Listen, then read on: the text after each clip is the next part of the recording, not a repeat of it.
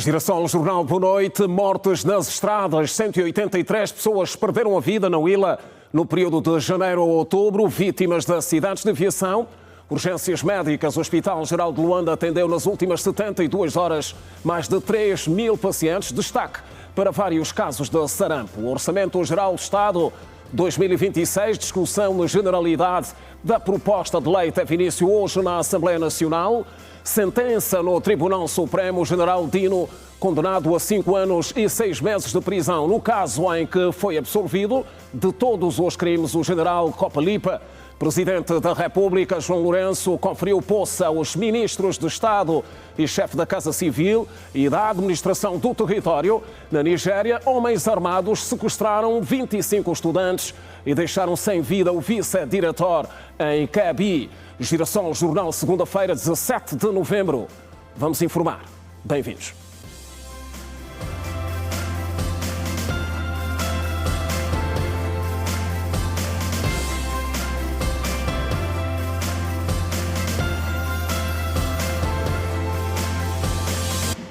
Outra vez, boa noite. Dados preocupantes sobre a sinistralidade rodoviária.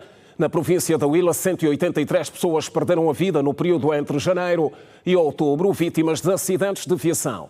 No período em referência, foram registados naquela região do país mais de 1.000 acidentes de aviação, segundo as autoridades. 183 pessoas morreram e mais de 1.000 ficaram feridas, vítimas de acidentes de aviação na província da Huila, de janeiro a outubro deste ano. No período foram registados 1.006 acidentes, menos 17 que em igual período anterior.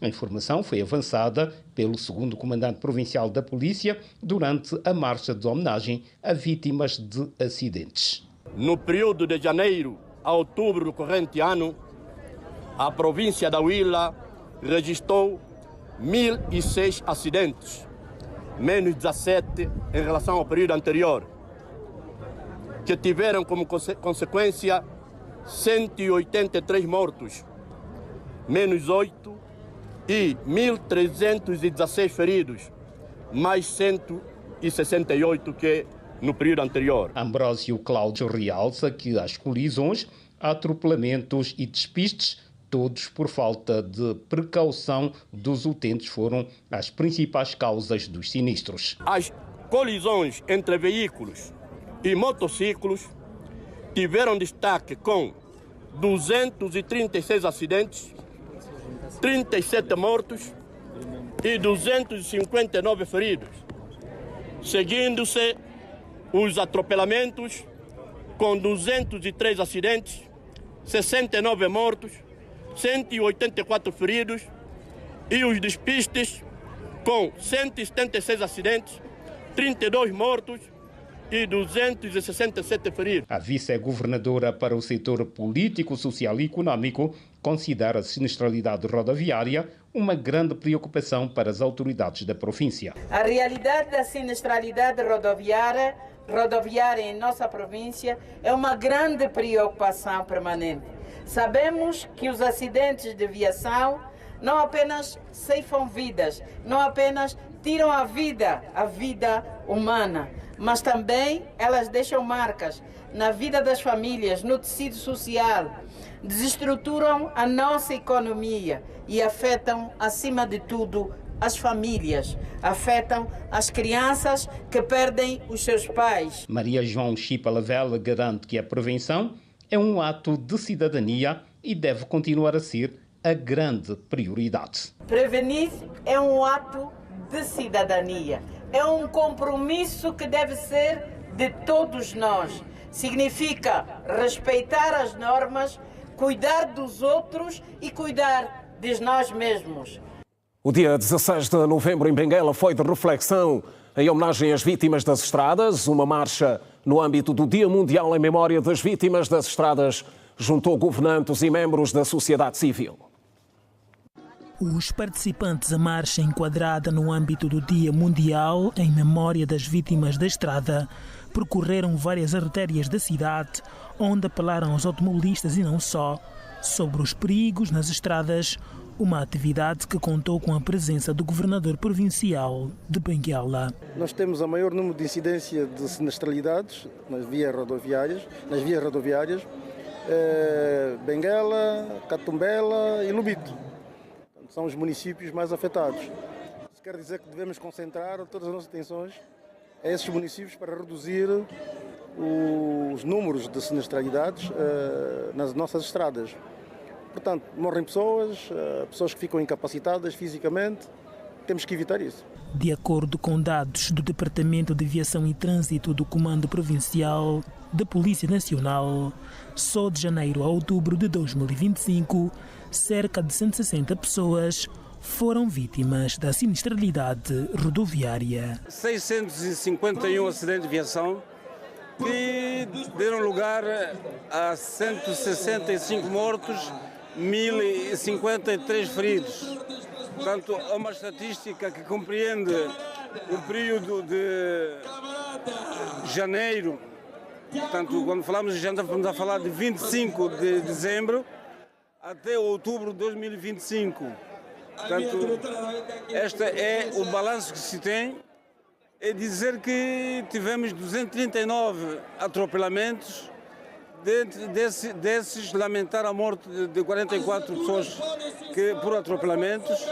E deixar aqui um repto, que os acidentes não ocorrem só por atropelamento, sobretudo porque o condutor terá falhado.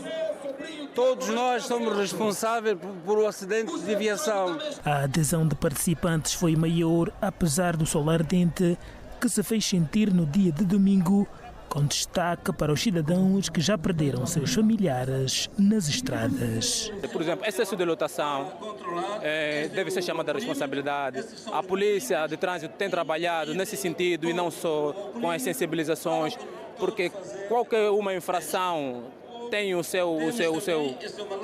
sua pena, qualquer uma irregularização tem a sua sanção. Então, evitar o máximo possível a essas causas é muito importante, porque a polícia está em cima dessas situações, está atenta a essas situações e não vão ponderar essas irregularidades ao ponto de responsabilizar cada pessoa, cada cidadão que infringir essas leis. A exemplo de quase todo o país, Benguela não ficou à margem no dia em que o mundo refletiu sobre as mortes nas estradas no âmbito do Dia Mundial em Memória das Vítimas da Estrada, data instituída pelas Nações Unidas e assinalada no 3º domingo de novembro. Em várias zonas de Luanda consideradas estratégicas continuam a enfrentar a inoperância dos semáforos, o que para alguns automobilistas ouvidos pela Girassol tem sido motivo de muitos constrangimentos.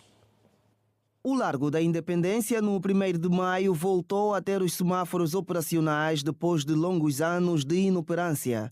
Em horário de ponta, a via é bastante movimentada, o que para alguns automobilistas o tempo de espera do sinal é reduzido e com isso o engarrafamento acaba por ser mais demorado. Tem vantagem, tem só desvantagem, né? O tráfego não flui mais rápido. Para mim, na minha opinião, vale a pena que os agentes reguladores de trânsito regularizam o trânsito, porque os semáforos muitas das vezes não têm 1 minuto, têm menos de 1 minuto. Fica-se muito tempo no trânsito, se veres, nós já estamos aqui há quase 6 a 7 minutos. O semáforo é bom, né? Porque evita aquele constrangimento que se tinha, que às vezes falta de entendimento na passagem quando não há um regulador de trânsito. A morosidade sempre vai haver, mas devemos cumprir. Realmente é uma segurança. Entretanto, há quem defenda que com o funcionamento dos semáforos, a segurança rodoviária ficou mais facilitada. Que é uma vantagem muito importante, principalmente quando não houvesse um agente de trânsito para poder regular o trânsito, era mesmo muito difícil. Nós temos que respeitar esses semáforos para nós andarmos à vontade. Sim, é uma vantagem muito grande e uma valiosa. Eu penso que todo povo angolano, que ele tem mente mesmo de passar onde que tem semáforo. E para aquilo aí te proteger você próprio. Senão é complicado. Por exemplo, lá em Viana, onde que eu vivo, naquele ponte partida, ponte amarela, é muitos acidentes que acontecem aí porque não tem semáforo. Apesar disso, existem pontos de Luanda que são considerados estratégicos pelos automobilistas, como por exemplo o entrocamento do Leão de Ouro, troço rodoviário que interliga o Zeipirão, o Largo da Independência, bem como a Vila Alice. Na ausência do semáforo, o trânsito aqui tem sido muito caótico. Também na ausência do agente regulador de trânsito, visto que, sendo um entrocamento, muitas vezes os automobilistas têm pressa de passar primeiro, a cedência de prioridade, porque aqui tem que ter bastante precaução. Dados os 3 sentidos rodoviários que o local dispõe, Manuel Chindonga apela a quem de direito para a recuperação dos semáforos existentes no entrocamento. Pedimos ao governo que o mais breve possível coloque o semáforo nesta avenida, não é, visto que já temos aí, até porque existem, só que já não estão em funcionamento. Já faz há um bom tempo, que facilita bastante. Já temos aqui no Largo 1º de Maio, já facilita bastante a mobilidade do trânsito, e que este aqui tem sido bastante caótico no seu trajeto, ou seja, na mobilidade dos automobilistas. Eu uso frequentemente esta via, não é? E não tem sido fácil quando o agente regulador de trânsito não está para poder regular o trânsito. Zonas como a Vila de Viana, Camama e entre outras, onde o movimento de cidadãos tem sido intenso, verifica-se com frequência a travessia em locais inapropriados por ausência de passadeiras ou semáforos, e o desfecho, por vezes, acaba por ser fatal. E falamos de saúde a seguir no Girassol Jornal. O Hospital Geral de Luanda atendeu nas últimas 72 horas mais de 3.000 pacientes. Destaque nas urgências médicas para casos de sarampo. Todos os dias, os hospitais de Luanda recebem centenas de utentes nas áreas de urgência. Só no Hospital Geral de Luanda, mais de 3.000 pessoas deram entrada nas últimas 72 horas. A malária continua a liderar as estatísticas, com mais de 300 casos diagnosticados durante este período. Atendemos um total de 3.131 pacientes, internamos 218. Das patologias mais frequentes que nós tivemos aqui, a destacar a malária com maior caso, de 330 casos de malária, doença diarreica aguda, 25 casos, doença respiratória aguda, 222. O sarampo mantém-se como uma das maiores preocupações de saúde pública. De acordo com a médica das urgências do Hospital Geral de Luanda, 19 casos foram identificados em apenas 3 dias. Nesse momento temos 19 pacientes internados por sarampo. Essa é a nossa preocupação, porque temos agora o surto de sarampo. Então, desses pacientes internados, temos 18 crianças e um adulto. Das crianças, temos a destacar que das idades que são de 6 meses a 11 anos, a destacar. E o adulto de 22 anos de idade. Então, a nossa preocupação é mais cingida a esse surto de sarampo, que também estamos a receber vários registros de alguns pacientes que estão a ter, principalmente adultos. A profissional apela à população para não recorrer ao tratamento tradicional no combate ao sarampo. Não fazer uso de tratamentos tradicionais, que muitas das vezes algumas mães estão a fazer uso de tratamentos tradicionais e os nossos pacientes chegam aqui à nossa instituição já com complicações. E muitas das vezes não conseguimos resolver e muitos deles vão a óbito. Outras patologias também mereceram atenção, como a síndrome febril, com 263 casos, hipertensão arterial, com 117 registrados nas últimas 72 horas. Hipertensão 117, hipertensão mais AVC 22 casos, síndrome febril 263 casos. Tivemos 93 acidentes de viação recebidos. Tivemos 204 quedas, agressão física 56, atropelamento 47, ferimento por arma de fogo 7, ferimento por arma branca 17 casos. Total de pacientes traumatizados 422 casos. Proposta de lei sobre o OGE 2026. Análise no Parlamento. Em destaque.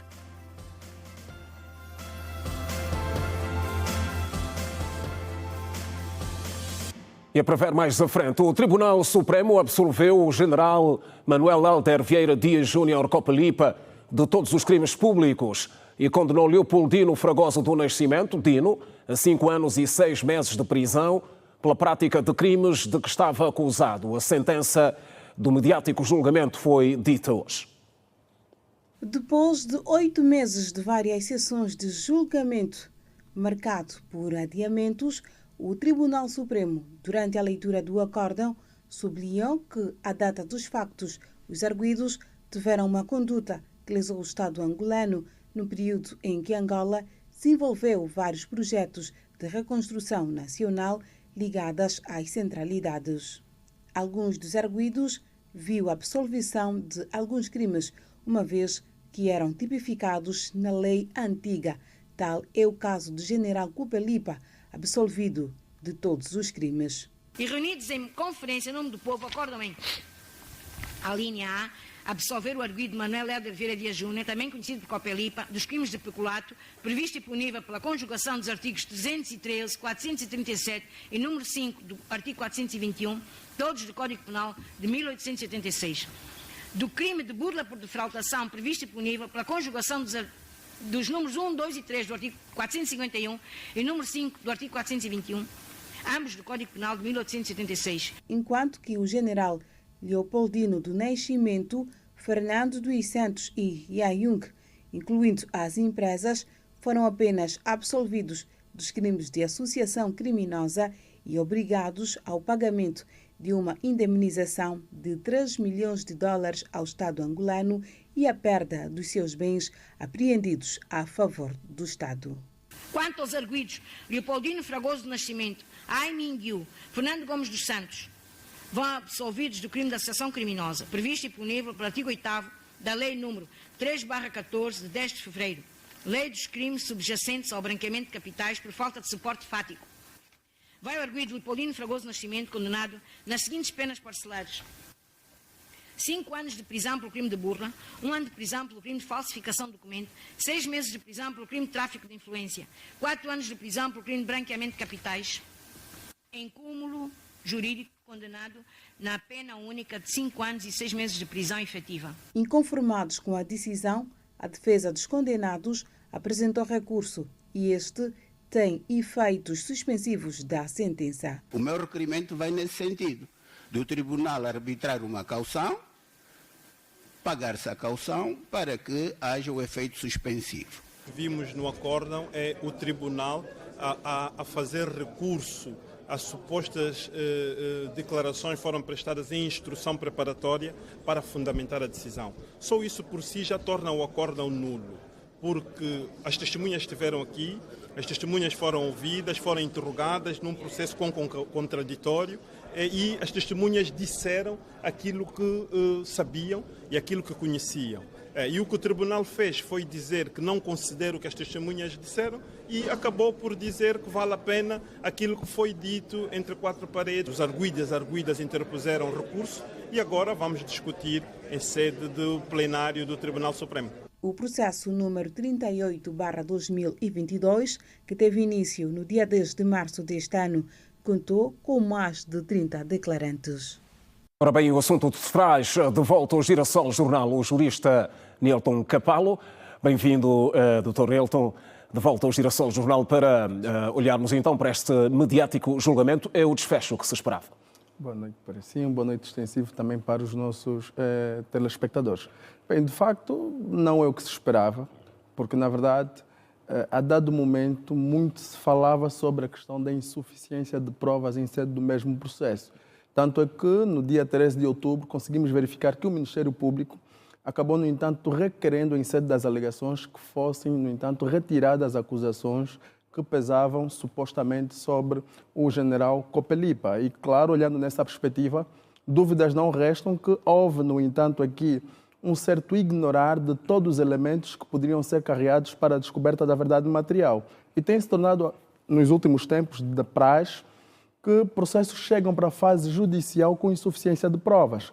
Porque, na verdade, o artigo 63 do Código de Processo Penal define a questão precisamente do arguido, que é a pessoa sobre a qual recai fortes indícios de que tem eventualmente cometido determinada prática criminosa. E que, no caso em concreto, se de facto havia insuficiência de provas, nada, no entanto, permitiria com que o processo decorresse na velocidade que teve, e tivemos aqui esse desfecho que, a dado momento, não consigo perceber como foi possível ter acusado o general Copelipa e, concomitantemente, o general Dino, quando, na verdade, conseguimos observar que um deles foi absolvido. Estamos a falar de penas injustas, no caso? Não necessariamente de penas injustas, até porque, a dado momento, se de facto existiam ou existem elementos probatórios suficientes para que se vá formar um juízo de certeza ou de confirmação, nada obsta que, de alguma forma, a moldura penal não seria na ordem de 5 anos, porque estamos a falar de somas avultadas e não esqueçamos que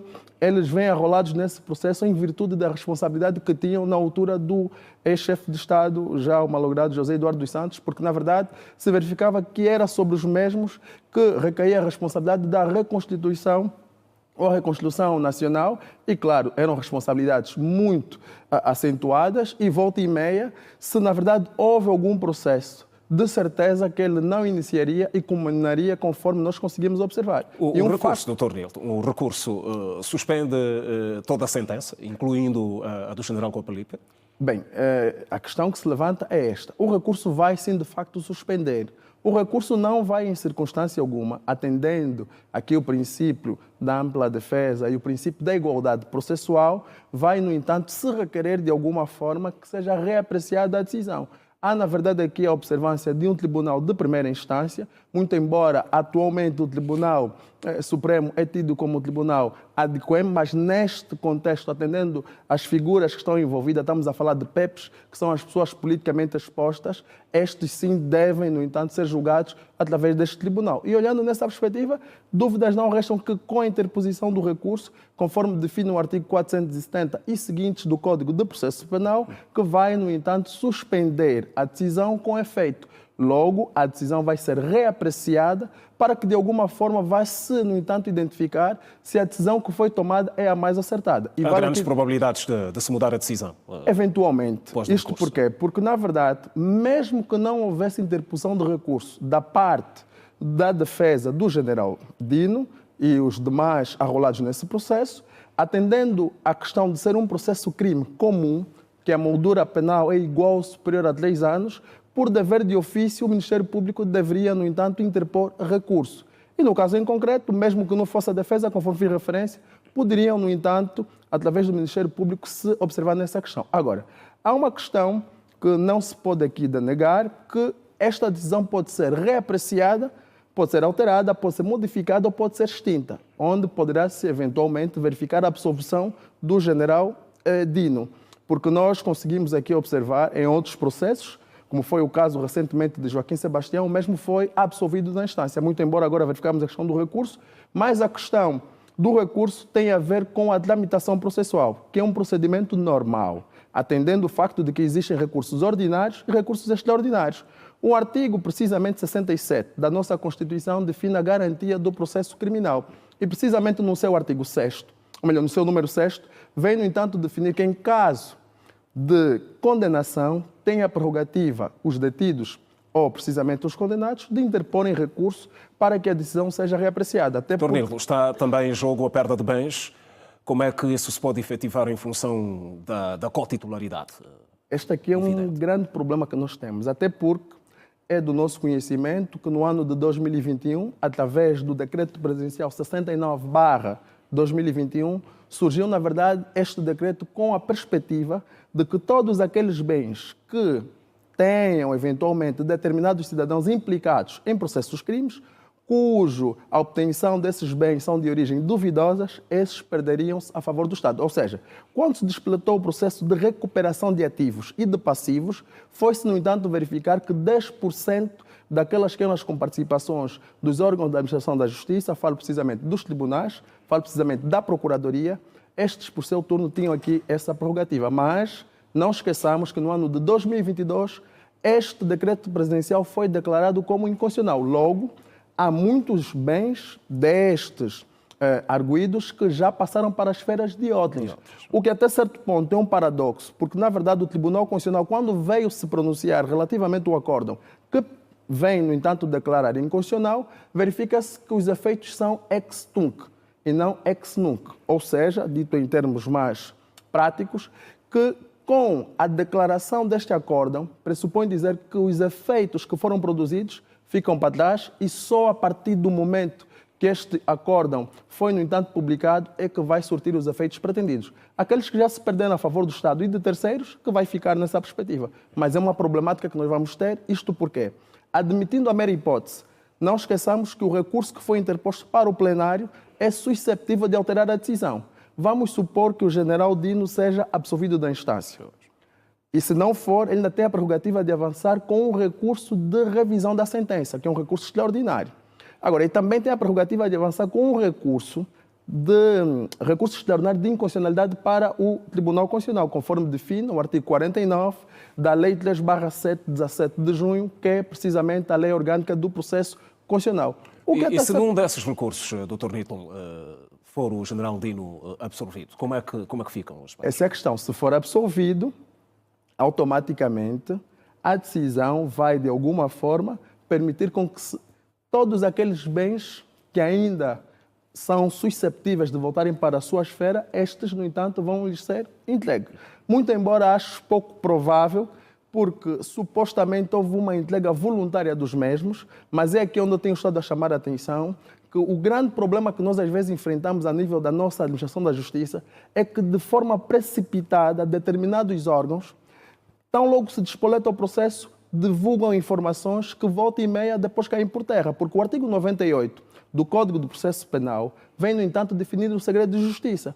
Ora, vejamos, este processo que agora está a decorrer, que teve, no entanto, aqui o desfecho da interposição do recurso, verifica-se que antes mesmo de ter o desfecho, nós já sabíamos ou tínhamos aqui ilações de qual seria mais ou menos a possibilidade. Agora, a questão que se levanta é, como é que é possível, para o general Copelipa, vem, no entanto, se observar que o mesmo não tinha provas bastante insuficientes, mas para o general Dino, na verdade, existem provas. E olha que a defesa, na pessoa do Dr. Benja Satula, fazia referência que se foi basear, no entanto, naquelas foram as declarações prestadas em sede de instrução preparatória.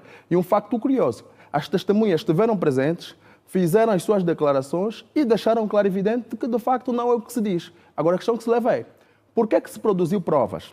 Porque quando se dá a abertura da audiência de discussão e julgamento, é com o objetivo de não só carregar provas, mas para vislumbrar aquilo que de facto ocorreu. Isso no âmbito da descoberta da verdade material. E se de facto as testemunhas estão, porque é fundamental que se diga, as provas não são tão somente documentais, também são testemunhais. Razão pela qual essas testemunhas foram arroladas. Até porque o artigo 357, número 10, número 1 e 2 do Código do Processo Penal vem definir a questão da própria contestação. Ou seja, quando, na verdade, determinado arguido é notificado para contestar ou notificado precisamente da acusação, ele tem um free time de 15 a 20 dias para que vai, no entanto, poder apresentar a sua contestação, apresentar o rol de testemunha e as diligências que julga necessárias ou convenientes para a descoberta da verdade material. É um caso com mais desenvolvimentos, claramente. E teremos, evidentemente. Está interposto o recurso e aguardamos os próximos desenvolvimentos. Efetivamente. Sobre o assunto. Estarei aqui para a vossa inteira disposição e dar os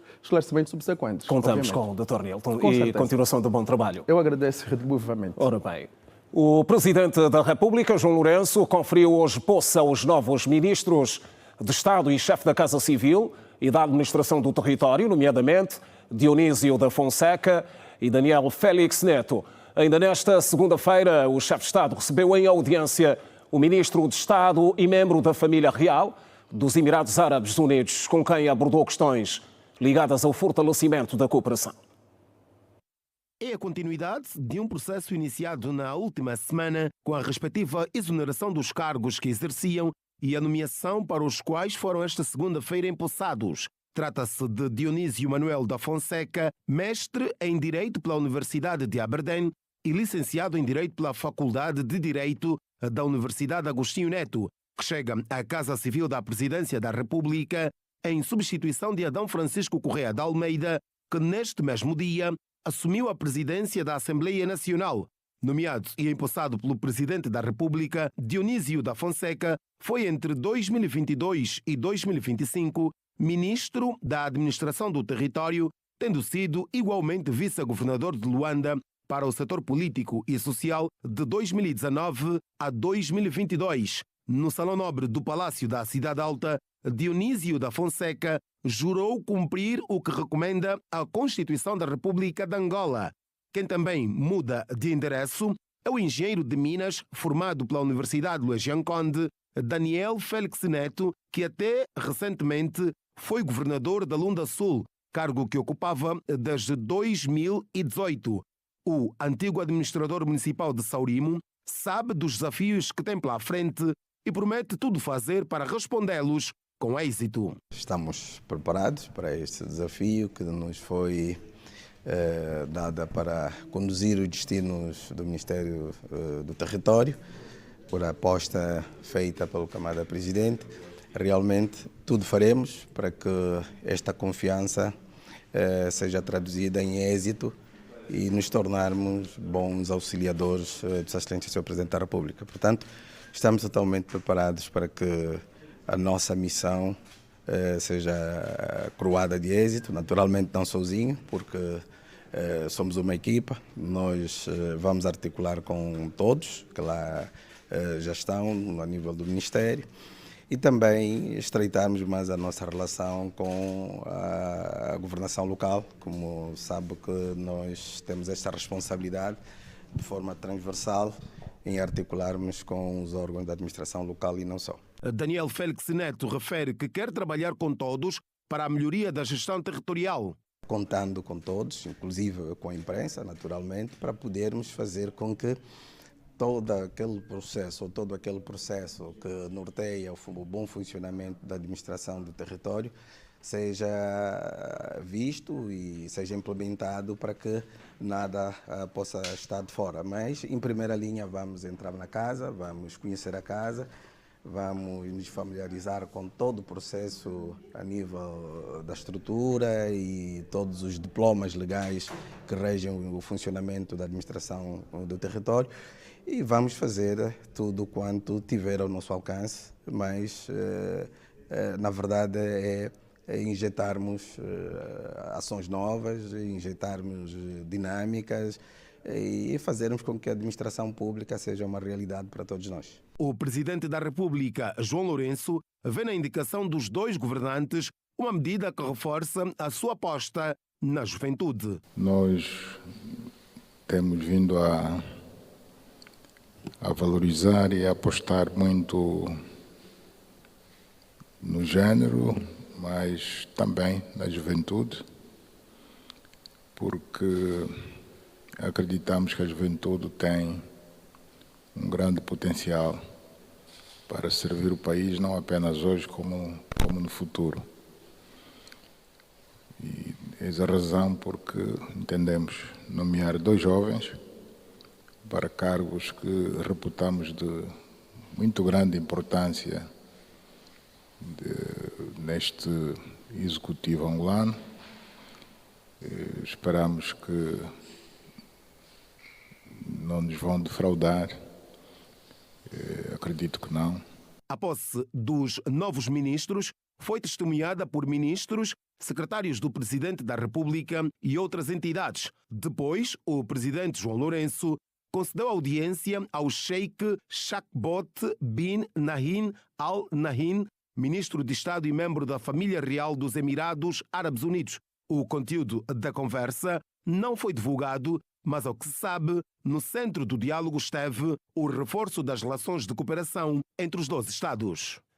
E o deputado Adão Francisco Correia de Almeida foi nesta segunda-feira eleito como novo presidente da Assembleia Nacional, com 198 votos a favor, nenhum contra e nenhuma abstenção.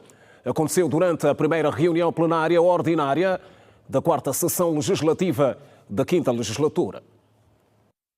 No seu discurso de investidura, o novo líder do Parlamento angolano destacou que a Assembleia Nacional é a expressão maior da democracia angolana, por representar a vontade soberana do povo. Adão de Almeida recordou que o voto popular está na base da legitimidade de todos os deputados. sublinhando que o Parlamento deve ser uma instituição que espelha o pluralismo, acolhe diferenças e constrói convergências. Reafirmar a democracia pluralista, gerir as divergências contextuais, formar a vontade coletiva do modo mais consensual possível e preservar sempre a estabilidade é uma equação possível e necessária. Um país como o nosso, que vivenciou 5 séculos de colonização e 27 anos de conflito entre irmãos após a independência, tem muito tempo perdido para ser recuperado. É por isso que, sem prejuízo da fluidez do funcionamento do sistema democrático, não nos podemos dar ao luxo de permitir que vontades partidárias impeçam a construção da vontade coletiva capaz de satisfazer os anseios dos nossos concidadãos.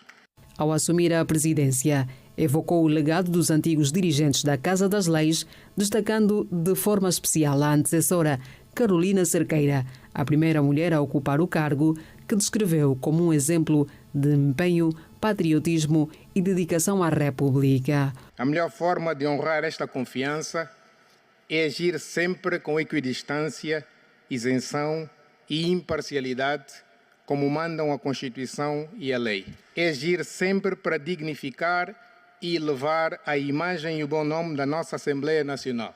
O novo presidente da Assembleia Nacional apelou também ao reforço da dignidade institucional da Casa.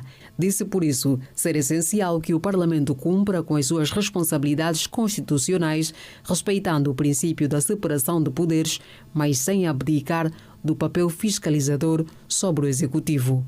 O esforço para a contínua elevação da dignidade do nosso Parlamento passa também e fundamentalmente pela nossa capacidade de assumirmos as nossas responsabilidades constitucionais no quadro do princípio da separação e interdependência de funções.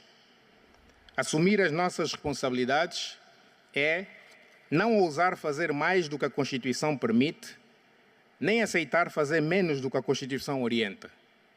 Um Parlamento digno e responsável e respeitável é também um Parlamento que respeita os demais órgãos de soberania e com eles coopera para a construção do bem comum. Na sua intervenção de despedida, Carolina Cerqueira afirmou deixar o cargo com sentimento de missão cumprida, sublinhando que o período em que presidiu o Parlamento foi marcado por desafios que exigiram coragem, serenidade e capacidade de saber ouvir.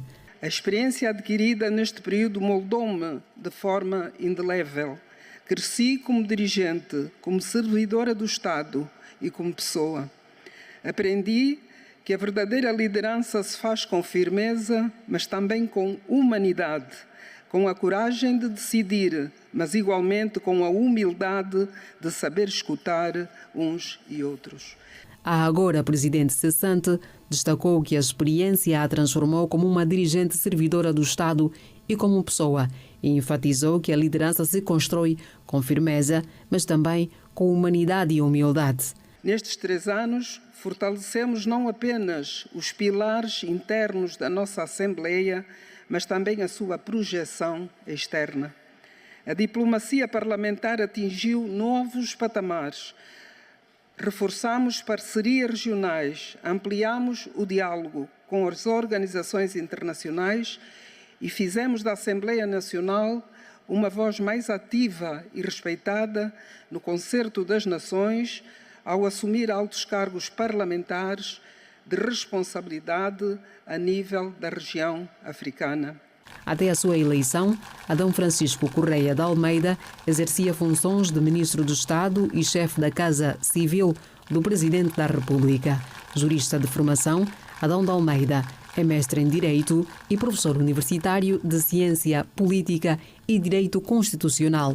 No plano governativo, coordenou processos como a revisão constitucional, a preparação da cerimônia de investidura do presidente em 2022, o pacote legislativo eleitoral, o pacote legislativo autárquico, a comissão da alteração da divisão político-administrativa e a coordenação das celebrações dos 50 anos de independência nacional. E a Assembleia Nacional deu hoje início à discussão e votação na generalidade da proposta de lei do Orçamento Geral do Estado 2026. A proposta estima receitas de despesas avaliadas em 33,2 bilhões de kwanzas, com um preço de referência do barril de petróleo previsto em $61.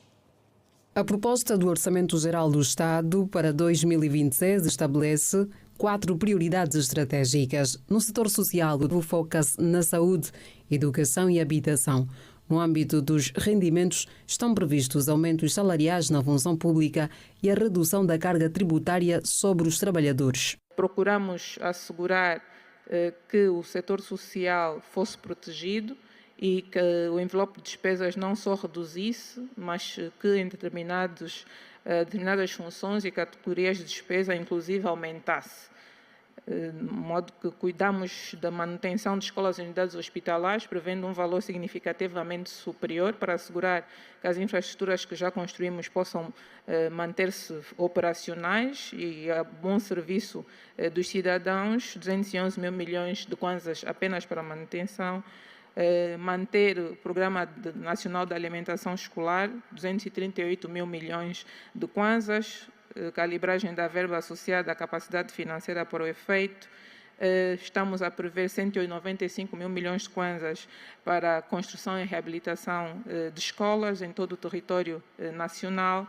Estamos a prever também valorizar o rendimento dos trabalhadores e das famílias pela via de um ajuste para cima no vencimento da função pública em 10%. Para estimular a economia, o OGE prevê medidas de alívio fiscal para empresas e regularização de dívidas comerciais. Para as empresas, estamos a prever, então, de alívio fiscal o perdão geral de juros das dívidas tributárias a todos os que se apresentem ao Estado para honrar. Foram elaboradas com base num preço médio do barril de petróleo de $61, a produção de 1.050.000 barris de petróleo por dia e uma taxa de inflação no fecho do ano rondando os 13,7%. O crescimento do PIB real é previsto em cerca de 4,17%, impulsionado, mais uma vez, pelo setor não petrolífero, que deverá crescer a uma taxa de 4,73%. O Orçamento Geral do Estado para o exercício económico de 2026 está avaliado em 33,24 bilhões de kwanzas, uma redução de 4,02% relativamente ao OGE de 2025. O MPLA considerou a proposta do OGE como histórica, ao sublinhar que, pela primeira vez, as receitas do setor não petrolífero superaram as do setor petrolífero. Para o partido, este marco demonstra que a diversificação da economia é uma realidade. Este facto é a prova de que a diversificação da economia no país é uma realidade, que só os má-língua não conseguem ou não querem ver. O partido referiu ainda que os indicadores do crescimento do PIB não petrolífero, a redução da dívida pública, a expansão da rede sanitária escolar comprovam a superação gradual do déficit estrutural pós-guerra. O foco na agricultura, na indústria, nas finanças e no turismo revela uma estratégia de crescimento econômico de longo prazo mais resiliente e geradora de emprego para a nossa vasta população jovem. A UNITA alertou previsões que considera irrealistas, receitas superestimadas e despesas inflacionadas. Temos mais de 17 milhões de pobres, 13 milhões de angolanos passam fome, mais de 11 milhões no desemprego, mais de 4 milhões de crianças fora do sistema de ensino. Temos uma das maiores taxas de mortalidade materna infantil. Senhor Presidente, caros cidadãos e excelências, a estratégia fiscal agora apresentada projeta déficits consecutivos até 2030.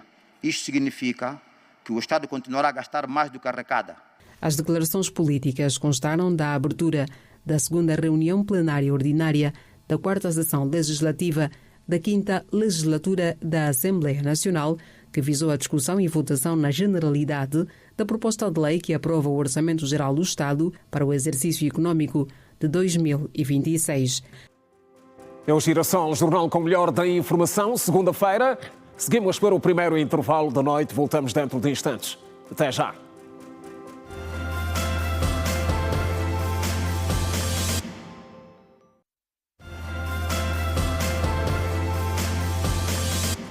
Está de volta a informação no Girassol Jornal. Angola vai ganhar em breve uma central de emulsões bituminosas com capacidade de produzir mais de 8 mil toneladas por ano. A infraestrutura orçada em cerca de 2 mil milhões de kwanzas e cuja construção está a cargo de uma empresa privada, foi visitada pelo Ministro das Obras Públicas, Urbanismo e Habitação. O país poderá dar mais um passo importante para reforçar a capacidade de intervenção na construção e manutenção de estradas. O Ministro das Obras Públicas, Urbanismo e Habitação, Carlos Alberto, visitou esta segunda-feira a nova central de emulsões bituminosas, uma infraestrutura sob gestão da empresa Produtos Asfálticos de Angola, Proasgol S.A., orçada em cerca de 2 mil milhões de kwanzas. Como sabe, nós recebemos um mandato entre as responsabilidades que o INEA tem. Uma das que ela tem também é cuidar do património que ele tem, ou seja, as fábricas que vimos, são 3 agora e vamos poder ter mais, mas acima de tudo dos meios que vimos aqui, né? Temos aqui um conjunto de meios técnicos que servem também para o programa de conservação e é assim que temos que fazer. Os hoje desafios centrais são estes que nós temos hoje. Mas afinal, o que são emulsões bituminosas? Nós estamos a falar de materiais que servem para as diversas regas utilizadas na construção de estradas e revestimentos e na própria reabilitação das obras realizadas. É um material basicamente que é a junção de betume com água, que serve para colar as várias camadas e para impedir, fazer uma camada protetora, impermeabilizante, para que a água não destrua o trabalho feito em termos de terraplanagens e de pavimentação. Com capacidade de produzir mais de 8 mil toneladas por ano, a central está atualmente em fase de testes e pode mudar o cenário da construção rodoviária no país, sendo um dos principais ganhos a redução dos custos com a importação de emulsões bituminosas, um material essencial para a pavimentação de estradas. A fábrica já existe há alguns anos, foi agora reabilitada e nós temos a capacidade de produção à volta das 1000 toneladas por ano, que vai satisfazer a totalidade das necessidades de Angola na zona norte e leste do país. Depois também temos a nossa fábrica de Benguela, que quando estiver reabilitada terá uma capacidade idêntica e vai proporcionar que a Angola fique com capacidade de resposta a todas as necessidades das obras que serão realizadas neste momento pelo INEA e pelas empresas que estão a trabalhar neste sentido. A nossa capacidade neste momento, cada fábrica destas tem uma capacidade de 10 mil toneladas por ano. Estão ainda previstas a construção das centrais de emulsões bituminosas em Benguela e Namibe. Entretanto, no âmbito das celebrações do 35º ano do Instituto Nacional de Estradas de Angola, Carlos Alberto visitou também a sala de monitorização de máquinas do INEA, onde é possível acompanhar em tempo real a atuação dos equipamentos nas obras espalhadas pelo país. Neste dia dos 35 anos, a grande reflexão que nos traz é, mais do que construir estradas novas, é como manter o património de estradas e pontes que o nosso país tem hoje, para que sirva não só para a melhor circulação de pessoas e bens, mas acima de tudo ser de facto este património que serve para o desenvolvimento e económico também. A central deverá arrancar em pleno apenas no fim do ano em curso, um investimento estratégico que se junta aos esforços para melhorar a malha rodoviária do país e impulsionar o desenvolvimento nacional. O 50º aniversário da independência nacional foi comemorado pela Embaixada de Angola na Alemanha com uma cerimónia solene que reuniu o corpo diplomático acreditado em Berlim, representantes do governo alemão, instituições académicas, empresariais e membros da comunidade angolana residente. A embaixadora extraordinária e plenipotenciária da República de Angola na Alemanha, Maria Isabel de Rezende Encoge, expressou grande emoção e profundo sentido de responsabilidade ao celebrar meio século da independência nacional. O evento decorreu num ambiente de emoção, simbolismo e confraternização, marcando meio século de soberania de Angola e reforçando as relações bilaterais entre Angola e Alemanha.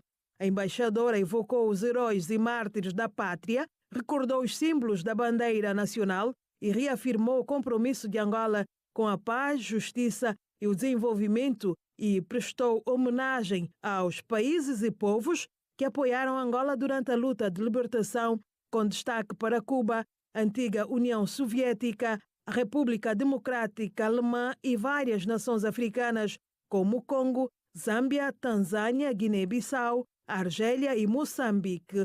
A diplomata relembrou ainda o apoio solidário de países não alinhados e progressistas, entre os quais a Índia, Jugoslávia, Egito e Vietnã, e destacou o Brasil como o primeiro país a reconhecer oficialmente a independência de Angola. Em representação do Ministério Federal dos Negócios Estrangeiros da Alemanha, esteve presente Sara Bernard, chefe de divisão para assuntos da África Subsaariana, África Austral, União Africana e região dos Grandes Lagos. A diplomata alemã felicitou Angola pelos 50 anos da independência e destacou o fortalecimento das relações bilaterais entre os dois países, recordando a recente visita histórica do presidente Frank-Walter Steinmeier a Angola, a primeira de um chefe de Estado alemão desde a proclamação da independência verde, bem como progressos nos setores da educação, saúde, transportes e agricultura,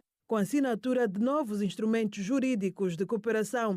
A diplomata angolana anunciou ainda que Angola será o país anfitrião da ITB Berlim 2026, uma das maiores feiras internacionais de turismo do mundo, sublinhando que será uma oportunidade ímpar para projetar globalmente a marca Angola.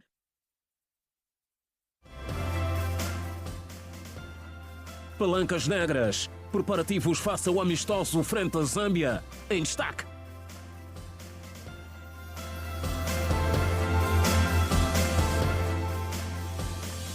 ...25 estudantes foram sequestrados numa escola na Nigéria após um ataque por homens armados nas primeiras horas desta segunda-feira. É um dos assuntos para ver em desenvolvimento no Compacto Internacional. As estudantes foram sequestradas da Government Girls Comprehensive Secondary School da cidade de Maga, no estado de Kebbi, na Nigéria, após um ataque noturno por homens armados. O incidente ocorreu nas primeiras horas de segunda-feira, na área do governo local de Danko, Assago. Testemunhas disseram que os atacantes invadiram a escola por volta da meia-noite, matando o vice-diretor Malan Hassan Makuku, que teria tentado proteger as alunas. Os moradores descreveram cenas de medo e luto, com orações feitas pelo vice-diretor assassinado e pelo retorno seguro das meninas sequestradas. Esse último ataque se soma a uma lista crescente de sequestros que visam escolas no norte da Nigéria. Em fevereiro de 2021, 317 meninas foram sequestradas de uma escola secundária em Jagebe, estado de Zamfara, enquanto no mesmo mês, homens armados capturaram dezenas de estudantes e funcionários da Government Science College em Kagara, no estado do Níger. A Etiópia confirmou o primeiro surto do vírus Marburg, que muitos descreveram como um parente mortal do ébola. Nas partes rurais da Etiópia, as famílias estão a lutar contra o medo e a confusão à medida que as notícias de Marburg se espalham. O vírus, altamente contagioso e muitas vezes fatal, levou as equipas de emergência da Organização Mundial da Saúde e da África CDC a criar unidades de isolamento e a fornecer equipamentos de proteção. A proximidade do surto com a fronteira do Sudão do Sul levanta preocupações sobre a transmissão transfronteiriça, colocando à prova os sistemas de saúde já frágeis. A Austrália rejeitou nesta segunda-feira a oferta da Turquia para organizar em conjunto a reunião da cúpula climática da ONU de 2026 que Canberra deseja receber na cidade de Adelaide. Não seremos co-anfitriões, afirmou o primeiro-ministro Anthony Albanese, que argumentou que a possibilidade não está prevista nas regras da Convenção Quadro das Nações Unidas sobre Mudança Climática. A Austrália e a Turquia pretendem sediar a COP31 e suas candidaturas viraram uma distração nas negociações climáticas na cidade de Belém. O anfitrião deve ser escolhido por consenso, o que significa que um dos dois países teria que retirar a sua candidatura ou aceitar compartilhar a organização. Sem um consenso, a COP31 poderia acontecer na Alemanha.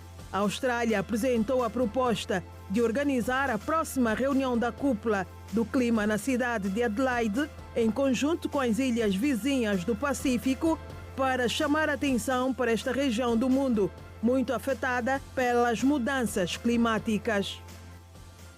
Agora o desporto na ordem da atualidade. O técnico da Seleção Nacional, Patrice Baumel, garantiu que o seu conjunto está preparado para fechar a data FIFA de novembro com uma vitória. Depois da derrota na última sexta-feira frente à forte seleção da Argentina por 2-0, os palancas negras já estão de cabeça erguida para mais um embate, desta diante dos Chipolo-Polos. O duelo amigável está agendado para esta terça-feira, às 17 horas, no Estádio Nacional, 11 de novembro. No lançamento ao jogo, Patrice Baumel frisou que os seus pupilos estão motivados para vencerem a Zâmbia. O grupo está muito bom, pronto a continuar a preparação de Taça de África nessa data FIFA, e todos os jogadores querem mostrar o que podemos fazer. É um segundo jogo muito importante, porque parece como um jogo de realmente preparação de Taça de África. Acho que os palancas negras com Chipolo-Polo, mais ou menos o mesmo nível de FIFA Ranking também, vai fazer uma partida muito interessante para mim, para ver todos os jogadores que temos no grupo. O francês Patrice Baumel reconheceu a força da seleção adversária, porém garantiu que quer um conjunto mais forte no setor ofensivo para o próximo CAN. No entanto, precisa começar a montar as estratégias ofensivas no duelo desta terça-feira. E é uma equipa que temos de respeitar, que vai participar na próxima Taça de África também, e temos de trabalhar e de preocupar, a preocupação é palancas negras, como trabalhar com a bola. Sem a bola, temos de ficar como contra Camarões, como contra a Argentina. Agora, com a bola, temos de mudar um pouco mais profissional à frente da baliza, como Messi, como Lautaro Martínez. Precisam de 2 ações para fazer gol. Nós outros precisamos de 8, 9, 10, e por vezes não conseguimos a fazer gol. E a responsabilidade não é técnica, porque não estou no campo para fazer gol. Mas a responsabilidade é que os jogadores têm de realizar que temos de ficar concentrado para o último passe, chute, buscar a equipa a um outro nível. Porque temos tudo para ter uma boa equipa, muito boa. Mas os jogadores têm de realizar isso. E de ter confiança, temos de matar. É uma frase que diz cada dia com você, matar. Futebol temos de matar. Porque se não mata, a outra equipa vai te matar. Recordo que Angola e a Zâmbia jogam nesta terça-feira no Estádio Nacional 11 de novembro, em duelo de caráter particular. Angola vem de uma derrota frente à seleção da Argentina por 2-0 na última sexta-feira.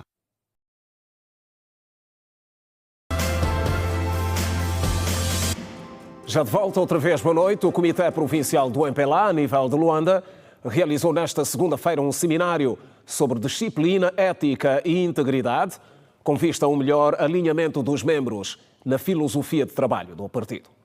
O Comitê Provincial do MPLA realizou na manhã desta segunda-feira o seminário sobre disciplina, ética e integridade para que os membros tenham um melhor enquadramento em termos disciplinares e alinhamento no trabalho. Alinhados naquilo que é o nosso trabalho, que é a fiscalização, a disciplina, monitorar todo o trabalho de fiscalização de disciplina a nível da província de Luanda, porque este é o papel de um coordenador da Comissão de Disciplina.